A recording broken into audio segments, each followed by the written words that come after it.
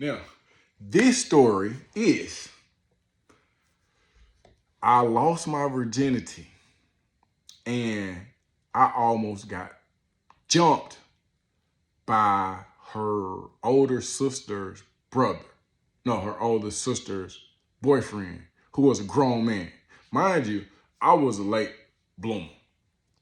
So I didn't lose my virginity till I was about 17 years old. And up until that point, I was lying. I was lying to the girl who I lost my virginity to. I was like, yeah, I done did it a lot of times. I'm a pro. She was like, all right, all right, all right. So it just so happened that, well, I didn't lose my virginity on that day. But I do remember, I do remember lying to her until I had done it before. And then when it had happened, when it had happened, it scared the bejesus out of me. Cause I didn't know, like now porn is everywhere, but I had never had a conversation with nobody. I didn't know what to expect. And when the unexpected was there, it scared me. And I think it scared her that I was scared. She was like, are you sure you done this?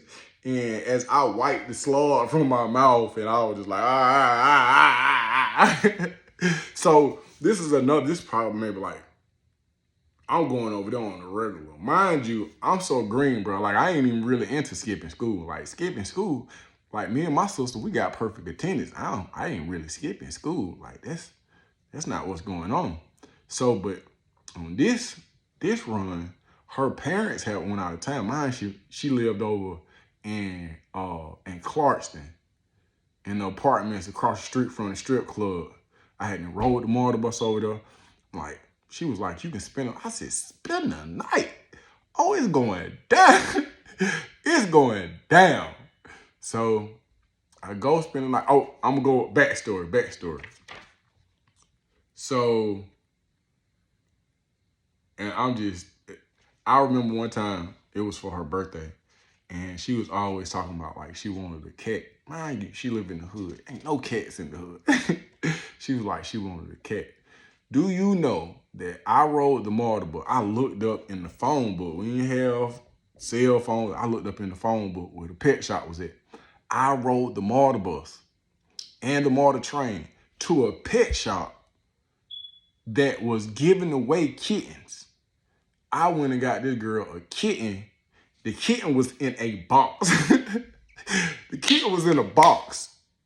I rode from Lawrenceville. Maybe it was Beautiful House. I don't know where it was. It wasn't in my neck. It wasn't over there.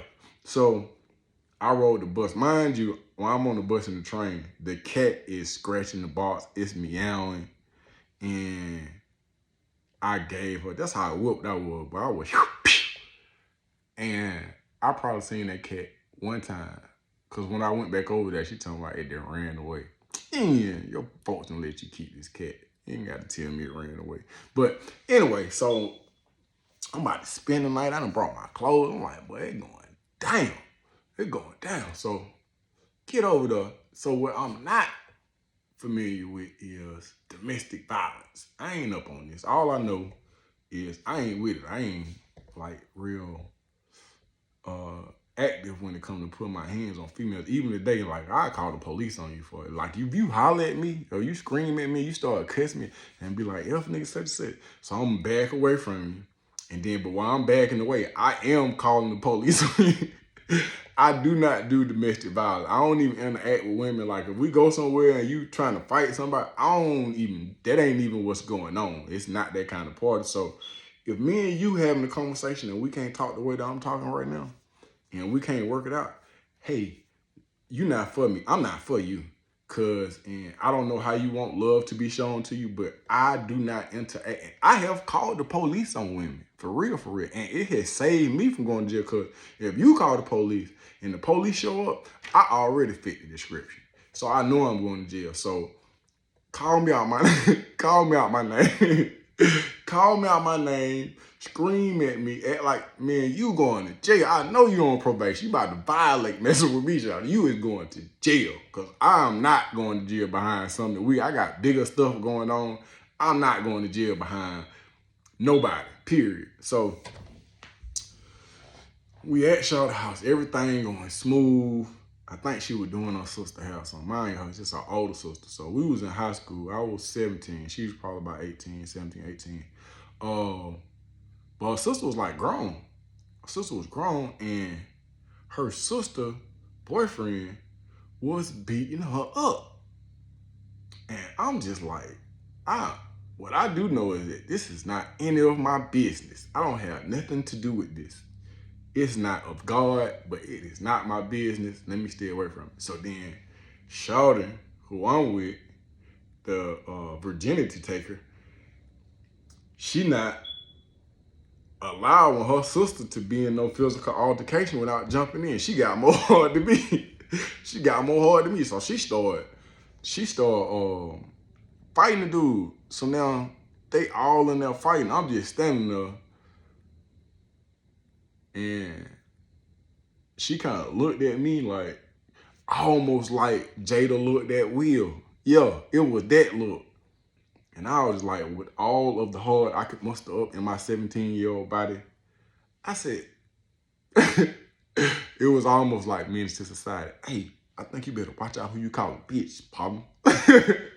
I was like, man, I can't remember my exact word, but I was just like, man, you ain't finna be putting your hands on my old lady. And it was just like, when I said that, like, the needle on the record said, and all of them just kind of looked at me. I was like, okay. So he stopped what he was doing, and then he walked out the door. So I'm like, all right, that went pretty smooth. The virginity taker comes to me. She said, hey, I think you better leave. I'm like, what? She said, I think you better leave. And you should probably go out the back door because he live upstairs and he is such and such, such and such, such and such. But I did not grab my clothes. I left Kiwi Coda shirt over there too. I didn't grab nothing. I went out the back door. This is what I'm gonna tell you as a grown man. I have ran from several fights. I have ran from several altercations. And I done seen people get busted in the mouth. I done seen people get shot, stabbed, all that. But if I can get a little bit of space between you and me, I'm running for dear life. I ran. I'm talking about 12 years a slave. I ran. I don't know how far. When I got done running, I remember being on Memorial Drive. And if you're familiar with the area, you know that's a long ways away. But the feel that I had, I'm talking about my heart beating so fast, because I'm just like, man, these some grown dudes, they gonna kill me. But I never saw nobody behind me. I never saw nobody behind me, bro. But it was just a fit every time and then I'm an athlete. Like I'm playing football, basketball, and baseball. So I'm fit for it. So I run, man. I run. Every time I stop, something just tell me, hey, you're not far enough. You're not far enough. And then I'm like, I'm not gonna run on the main street. I probably would have been a good runaway slave, because I'm ducking off, then I'm getting back, and then I'm looking where I'm gonna run the next, go bim bim bim. And then when I finally got the option to hop on the bus, bro, I was close to Memorial Drive, man. Yeah. So in short, man, don't participate in domestic violence.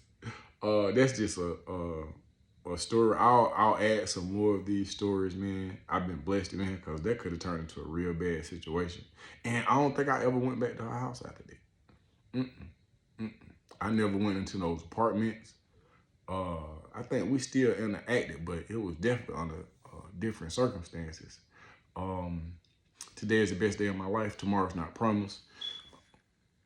You might as well do your little dance while they still playing your song, man. Yep.